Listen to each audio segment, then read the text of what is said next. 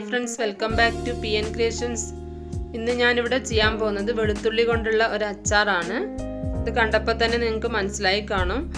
അപ്പോൾ അതെങ്ങനെയാണ് ഉണ്ടാക്കാൻ നോക്കാം. അതിനുവേണ്ടി ഞാനിവിടെ ഒരു വലിയ കപ്പ് വെളുത്തുള്ളി എടുത്തിട്ടുണ്ട്. ഇത് തൊലി കളഞ്ഞ് നടുഭാഗം ഒന്ന് ചീന്തി കൊടുത്തിട്ടുണ്ട്. ആദ്യം നമുക്ക് വെളുത്തുള്ളി ഒന്ന് സ്റ്റീം ചെയ്തെടുക്കണം. അതിനുവേണ്ടി ഞാൻ ഈ വെളുത്തുള്ളി സ്റ്റീമറിലേക്ക് ഇട്ട് കൊടുക്കുന്നുണ്ട്.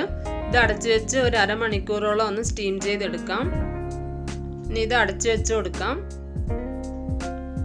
അപ്പം നമ്മൾ വെളുത്തുള്ളി അരമണിക്കൂർ ആയിട്ടുണ്ട് സ്റ്റീം ചെയ്യാൻ വെച്ചിട്ട്. ഇത് പാകമായിട്ടുണ്ടോ നോക്കാം.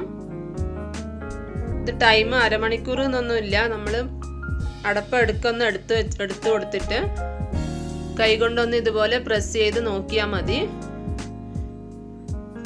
അപ്പം ഈ ഒരു പരുവത്തിലാണെങ്കിൽ ഇതാണ് പാകം. അപ്പം നമുക്കിനി അച്ചാർ ഉണ്ടാക്കാം. അതിനുവേണ്ടി ഞാനൊരു പാൻ വെച്ചിട്ടുണ്ട്. അതിലേക്ക് ഒരു 100 ml നല്ലെണ്ണ ഒഴിച്ചു കൊടുക്കുന്നുണ്ട്. അച്ചാർ ഉണ്ടാക്കാൻ എപ്പോഴും നല്ലെണ്ണ യൂസ് ചെയ്യുന്നതാണ് നല്ലത്. എന്നാലേ നമുക്ക് അച്ചാറിൻ്റെ നല്ലൊരു സ്മെല്ല് കിട്ടുള്ളൂ. എണ്ണ ചൂടായി വന്നിട്ടുണ്ട്. ഇനി അതിലേക്ക് ഇഞ്ചി അരിഞ്ഞത് ഇട്ട് കൊടുക്കാം. ഇഞ്ചി ഒരു വലിയ കപ്പ് തന്നെ എടുത്തിട്ടുണ്ട്. വെളുത്തുള്ളി നമ്മൾ ആദ്യം സ്റ്റീം ചെയ്തെടുത്തോണ്ട് പെട്ടെന്ന് ഉപ്പ് പിടിക്കും. ഇഞ്ചി നമ്മൾ ഡയറക്റ്റ് ഇട്ട് കൊടുക്കുന്നതുകൊണ്ട് ചെറിയ പീസായി അരിഞ്ഞെടുത്താൽ മതി. ഇതൊന്ന് 1 മിനിറ്റോളം ഒന്ന് വഴറ്റിയെടുക്കാം. കുറച്ച് കരിവേപ്പില കൂടി ഇട്ട് കൊടുത്തിട്ടുണ്ട്.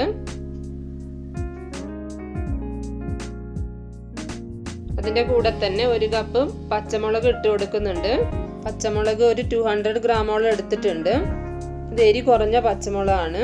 നിങ്ങൾക്ക് വേണമെന്നുണ്ടെങ്കിൽ അത് അളവ് കുറച്ചെടുക്കാം. ചെറുതായൊന്ന് വഴറ്റിക്കൊടുത്ത ശേഷം 3 സ്പൂൺ മുളക് പൊടി ഇട്ട് കൊടുക്കുന്നുണ്ട്.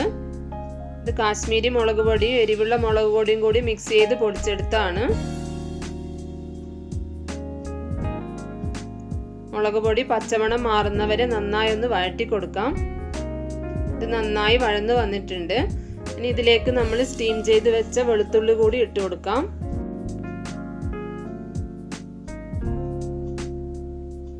വെളുത്തുള്ളി കൂടി ഇട്ട് കൊടുത്ത് നന്നായി ഒന്ന് മിക്സ് ചെയ്തെടുക്കണം. വെളുത്തുള്ളി നമുക്ക് സ്റ്റീം ചെയ്യാതെ ഡയറക്റ്റ് ഇങ്ങനെ ഇട്ടും ചെയ്യാൻ പറ്റും. പക്ഷെ അത് ഉപ്പ് പിടിക്കാൻ താമസം എടുക്കും. നമ്മൾ സ്റ്റീം ചെയ്ത് ഇതുപോലെ മിക്സ് ചെയ്ത് കൊടുക്കുകയാണെങ്കിൽ ഇന്ന് തന്നെ നമുക്ക് യൂസ് ചെയ്യാൻ പറ്റും. വെളുത്തുള്ളി ഇതിലേക്ക് നന്നായി മിക്സ് ചെയ്തെടുത്തിട്ടുണ്ട്. ഇനി ഇതിലേക്ക് 2 സ്പൂൺ ഉപ്പുപൊടി ഇട്ട് കൊടുക്കുന്നുണ്ട്.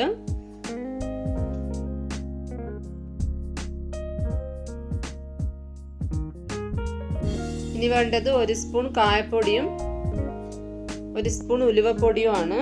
ഉലുവപ്പൊടി ഇത് വറുത്ത് പൊടിച്ച് വെച്ചാണ്.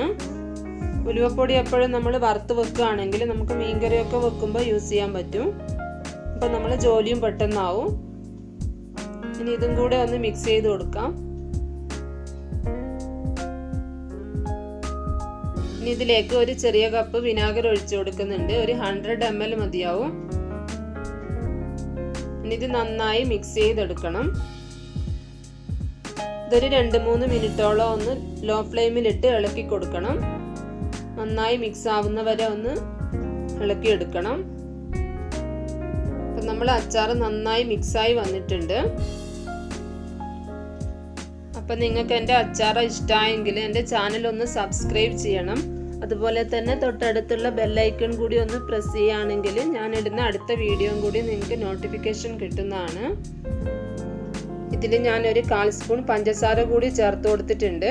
അത് വീഡിയോയിൽ വന്നില്ല. എപ്പോഴും നമ്മൾ സ്പൈസി ഫുഡ് ഉണ്ടാക്കുമ്പോൾ ഒരു 1/4 സ്പൂൺ പഞ്ചസാര കൂടി ഇട്ട് കൊടുക്കുകയാണെങ്കിൽ അതിൻ്റെ എരിവും പുളിയും ഒക്കെ ബാലൻസ് ആയി വരും. അപ്പം നമ്മൾ അച്ചാർ ആയി വന്നിട്ടുണ്ട്. ഇനി നന്നായി തണുത്തതിന് ശേഷം മാത്രം ഒരു ബോട്ടിൽ ഇട്ട് വെക്കാം.